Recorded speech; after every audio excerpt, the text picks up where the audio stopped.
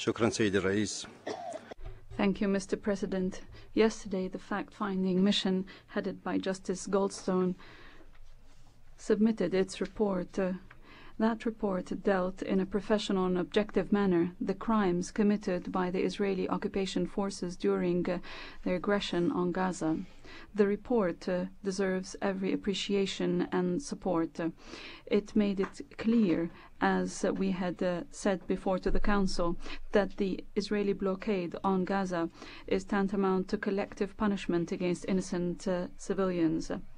It also affirmed that the Israeli military operation targeted without distinguishing between civilians and combatants. That comes within a comprehensive and systematic policy that continues to target the Palestinian people using the worst forms and most lethal weapons in a way that is disproportionate with what is alleged by Israel and those who support Israel to be a mere self-defense. Such violations of international humanitarian law and the international law of human rights constitute war crimes and crimes against humanity. That puts the international community before a test. The authors of those crimes must be prosecuted and punished.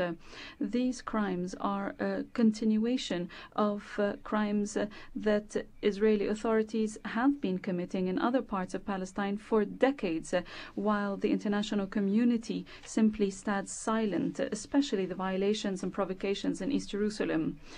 There are also violations against the inhabitants of the occupied Syrian Golan, as well as the torture of Syrian detainees in Israeli prisons. The Union of Arab Jurists and the International Organization for the Elimination of All Forms of Racial Discrimination once again reassert the necessity of bringing the authors of such crimes to the ICT or any other ad hoc international tribunal to put an end to impunity. It is also necessary for the aggressing entity to bear the consequences of those actions, including paying full compensation for Palestinians for the damages.